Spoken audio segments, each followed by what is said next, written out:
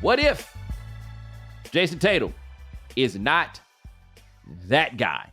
What if he is a very good player? What if he is an excellent player?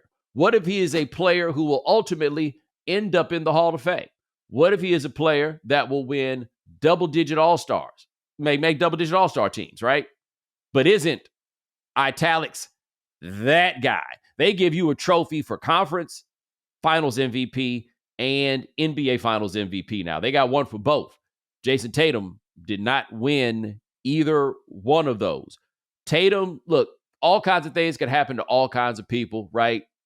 But the way that it looked on that last play with Tatum at the end, where he takes the ball, they gave him one look at that before that, and he blew through that and went straight to the rack. It happened the second time, and he wound up on tilt. Like, I feel like you wind up at the baseline where he wound up, turned around, surrounded by three people, and unable to get a pass off. That's an on-tilt series that happened for him. What if he is not that guy? Because when a 20-point lead is breaking down, that guy goes and gets an easy bucket. Yep. Jayson Tatum is one thing we know about Jayson Tatum. He ain't really so much about them easy buckets. Bo, have we ever believed Jayson Tatum to really be that guy? Or did he accomplish himself into us having to have the conversation, as opposed to showing us the type of game that from an aesthetic standpoint, you can't deny anymore? Like, there's a reason why a lot of us are in a quote unquote rush to say Anthony Edwards is the guy, even though he doesn't have sort of the accolades and the trophies that Jayson Tatum does. There's never really been a reluctance that I can remember upon crowning a guy the way that we have this reluctance to crown Jayson Tatum, in the way that he's done all the things. He has the pedigree. He's on the Olympic team. And that was the thing. When Steve Kerr, and everybody bagged on Steve Kerr, and I was not one of the people who did, Bo. Everybody bagged on Steve Kerr. How could you not play Jayson Tatum? Because he was like, I'm trying to win a game. Y'all looking at it like we're trying to win. You're trying to make an Olympics commercial, and I'm trying to win the game. So when it comes down to it, he has not made easy plays for himself. And the greatest of the great coaching minds don't actually believe it either. That says something on a number of levels to me. Now, put a pin in the Olympics point, because when we get back to the Indiana series, I think there's something interesting about that too. But I do remember I was not one of those people that came down on Curry. If for no other reason, then you could only play 5 dudes on the floor at one time. Mm-hmm. What was wild, though, was that Derek White was getting minutes. Derek White wasn't even really on the team. In fact, he wasn't on the team at all until the end, and he was getting those minutes over Jayson Tatum. Tatum has, all right, I think that our society is very much so what I would call a technocratic, right? And part of our society being technocratic is very often, even in things where this should not be the case, like talking about rap, for example, people need data in order to make their arguments. If it's not something that in some form or fashion can be quantified, they're not doing it. That's why people start arguing about who the best rapper is, and they talking about stuff like concert ticket sales. Yeah. You know what I'm saying? Like what are we doing? But I see that all over the place in things that used to seem like fun. It's the discussion of Ryan Coogler's centers, about whether or not it made back its money. Like, how do regular people care about that, right? Right. Like, have your take, have your feel about it.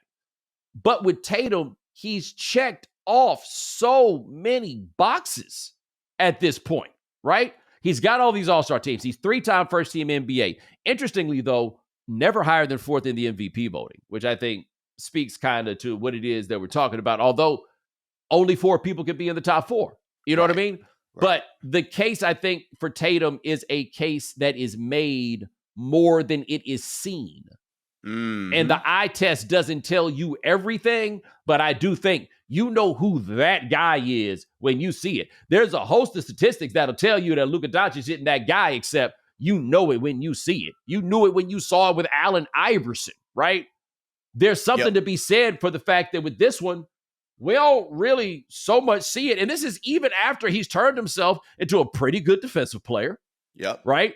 He scores bunches of buckets. He gets lots of boards. He's getting you 6 assists a game, right? So it's not even that he has a game that is only to himself, but it still doesn't feel like he's that dude. And I'm not saying it's fair. I'm just telling you what happened. It's just a feeling. That's all it is. It's legit just a feeling. And he could very well, you think about it. You said he's probably going to wind up finishing 4th in the MVP ballot this year. And the 3 guys ahead of him will be foreign players, which in theory makes him the best American player year after year. But nobody actually believes it. And I think to some degree, this is where I would give Jayson Tatum a little bit of grace.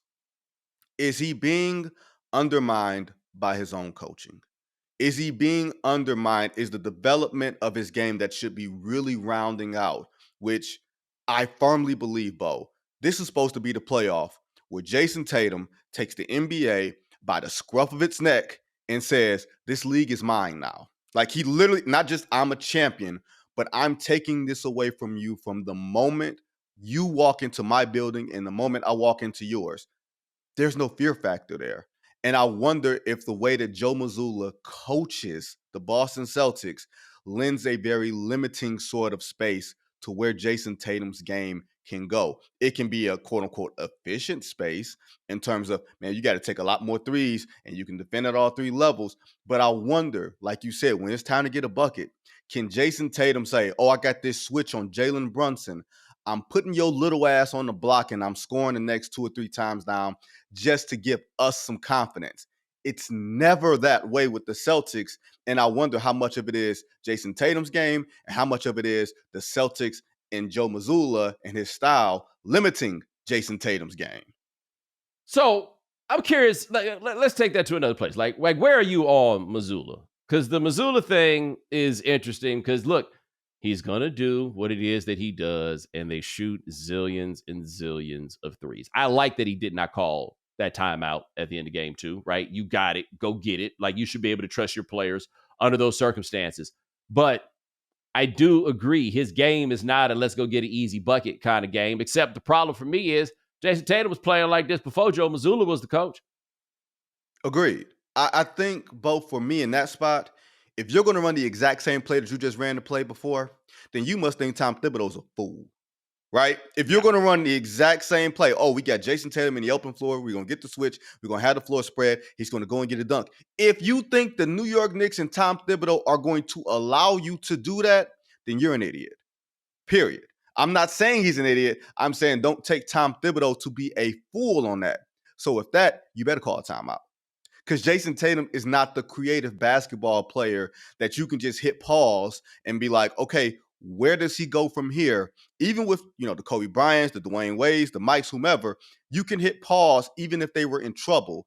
And you can say, they're going to make a good attempt out of this. When Jayson Tatum had his back turned and had no idea where the hell he was, you knew it was bad news. You knew it was bad news when he was 20 feet from the basket. There isn't this great feeling, and you asked about my feelings on Mazzulla. I think leaning into the 3-point revolution is one thing. The fact that he looks at it and says, man, we're not hitting these threes tonight. We have some of the worst 4th quarter offense in the entire NBA through 2 games at home, and you don't have a changeup. That doesn't say to me, Bo, you know what, we're going to do what we do. We're just going to do it better. That speaks of an arrogance to me that I don't know if the Celtics have necessarily earned. I will make this point also about Tatum because I think everything you say about the value of the timeout and all of that is fair. Though I would contend that whatever the play was, it has something for you to do in case something changes, right? Right. Also with Jayson Tatum and everything that happened, Jayson Tatum knew they had a timeout. I think Jayson Tatum has the liberty to call a timeout under those circumstances if he wants to, except when full onset lemon booty is in the house, it becomes difficult for you to make some of those decisions. Like the guys we say are that guy probably figure something out to do under those circumstances. Now, look, it's on Mazzulla, I agree, to know whether this is your team, whether you've got it or not. But it has been wild to just watch them up all those points. You know what they look like? 2 games in a row. They look like the Falcons in that Super Bowl when they had that 28-3 lead. Like, hey, don't you guys want to run a little clock? Don't you guys want to slow down? Like, they needed to go get an easy bucket. And see, part of the thing with Porzingis not being at 100% is he's the easy bucket button. Unless, like, I don't think that Mitchell Robinson necessarily wants to report a healthy Porzingis in the post. And goodness knows, not Carl. No. Well, here's the crazy thing. We think of clutch as like this very, like the stats are 5 minutes and 5 minutes left and 5 points, either way, right? To me, clutch is scoring when you're up 20 and now you're up 10 and you got to hit a couple of shots just to give yourself space to breathe. Or you are down 8 and you just need to hit a couple shots to keep yourself back and keep yourself into the game and keep your guys engaged. I don't know if the Celtics sort of have that mindset. It's just we're going to keep launching. And secondarily, this is also what I feel about Joe. And I feel like the basketball gods, if there are such a thing, the basketball gods got in his ass. This hacker stuff. This hacker shit has to stop. When you're up 20 and you're doing it, and Lynn Tibbs does not take Mitchell Robinson out the game because he's like, oh, all that's going to do is help us get into the bonus, and then we're going to take him out. You're being outcoached. Like, you are coaching this like it's in a math equation. You are coaching this, and this happened to Mark Daigneault in game 1 against Denver in Oklahoma City.